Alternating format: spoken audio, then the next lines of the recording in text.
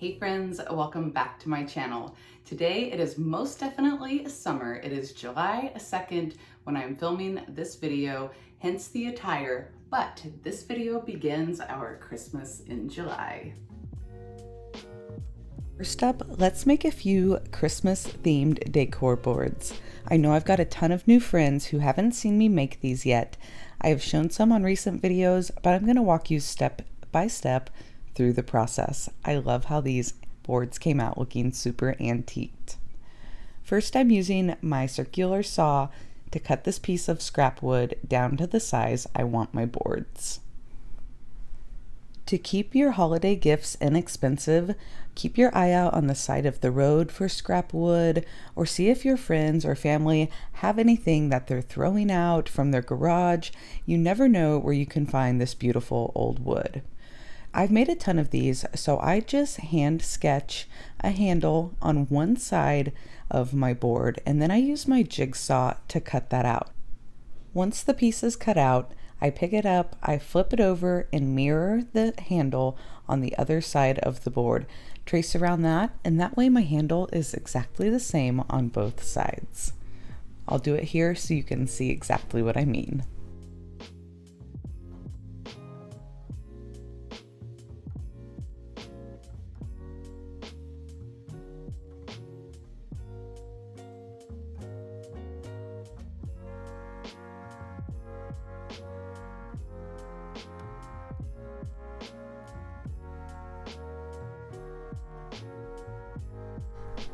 It's fun to play around with different handle shapes and sizes.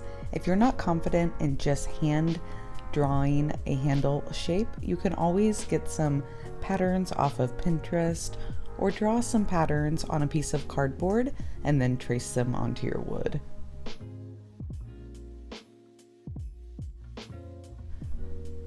Oftentimes I'll cut around and round out the corners to give it a more finished look. Now this board had a crack right down the middle of it, so y'all know what I'm gonna do. I'm gonna take it, toss it off my deck, and let it break in half. It's my favorite way to break the boards. Now I'm gonna glue it back together, and then I will do some faux repairs on it for a cool salvaged look. Once I have all my boards cut, I have put 60 grit sandpaper on my sander. I usually use my orbital, but I had to send it in for some repairs, so I'm working with this DeWalt, which is doing just fine. Using some Ultimate Type Bond wood glue to glue this broken board back together. I'm using metal to repair it, but I want to make sure since I'm selling it that it actually is going to hold. I clamp that down and let it dry. While it's drying, I'm taking wood bits in my drill here and putting some big holes in my boards. I like using these wood bits because they make a bigger hole than a regular drill bit, and I do have them linked in my Amazon shop. For a couple of the boards, I want to do red and green paint. So I'm doing my Sweet Pickins milk paint. This is going to give a great antique chippy look. It is a powdered paint, so you're going to mix the powder 1-to-1 ratio of powder to water. Give it a good mix, let it sit for a few minutes, and it will be a milkshake consistency. I'm painting right onto dry wood, so I am not using any additives in my milk paint. I'm just using it as is. There is a product called Bond that will help the milk paint stick to a slick surface, but I do not need it today. I ended up finishing this board off on a Facebook Live, and I can link that down below for you because I did add a really cool stencil to it.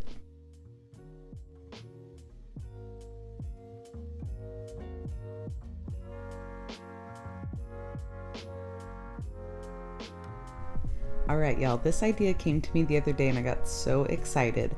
I grabbed my DIY black velvet and a couple of my artist brushes here, a fan brush and this pointed brush, and I'm going to do some cool pine trees. So I'm starting with just a few straight lines up and down. I went with 4 total for 4 different trees.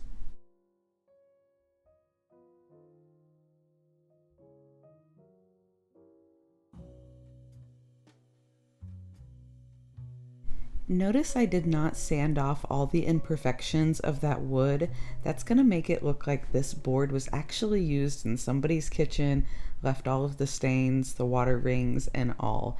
Gives it so much more character. Now I've grabbed my fan brush and holding it directly up and down, I've dipped it in just a little bit of paint and I am making branch-like wispy strokes all up and down the stem. Then on a couple of the trees, I make my branches a little more horizontal, just straight across, because not all pine trees are going to look the same. I added a little shadowing down and around the bottom and ended up mixing in a little bit of white swan with some of the black velvet to make a gray paint, just to add a little depth and dimension on my trees. I am no master artist, but trees are easy, and I just love the way that this board came out. What do y'all think? Leave me a comment down below.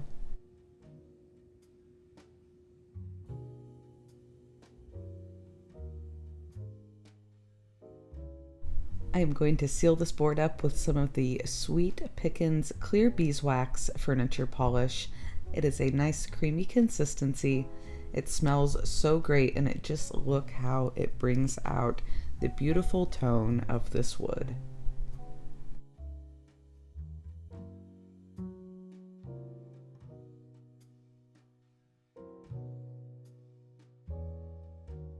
I'm also sealing up my green board with the beeswax. It is painted in Olive Sweet Pickens Milk Paint. And now I'm taking some of the dark beeswax around the metal repairs. These pieces of metal came off of an old trunk. Once my glue was all dry down this cracked piece of wood, I just used some old vintage screws and screwed the metal repairs in for a faux finished look. On this antiqued board, I took one of my sharp pocket knives and made some cuts along the board to make it look like it had really been used to cut food back in the day. Of course, these are just for decor now, but I used the dark beeswax on that board all by itself without the clear, and it made it look so old and decrepit. I just love how antiqued these boards look. Here's a look at the final result on all of the boards. Not super overly Christmassy, you could use them year round, but the green and the red definitely throw in the Christmas vibes with those trees.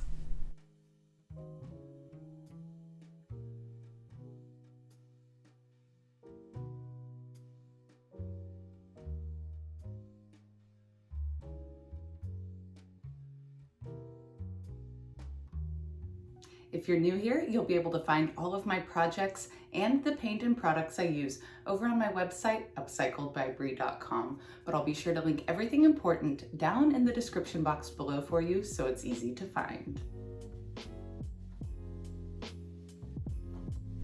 Now let's update this free floral and tree that I found by the side of the road. This tree is going to make a beautiful Christmas decoration once it's all cleaned up, and the floral would be a great hostess gift or a fun way to decorate your home when you're having guests.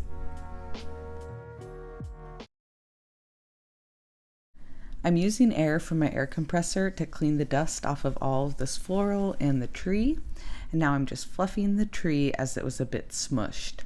I'm going to add some flocking to it. I love the look of flocked trees.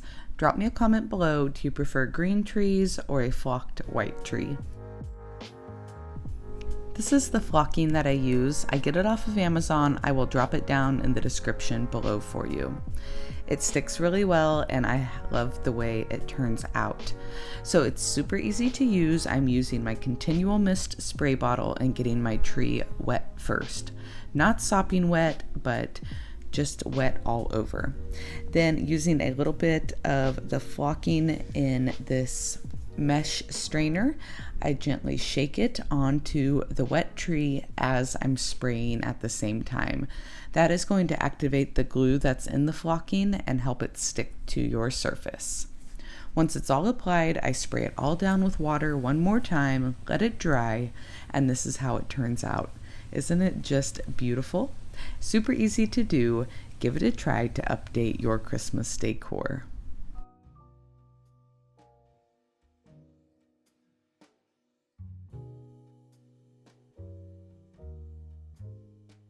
For the floral, I simply cut off the parts I didn't like, including the red berries that were kind of broken, and there were some metallic leaves that just didn't look very realistic.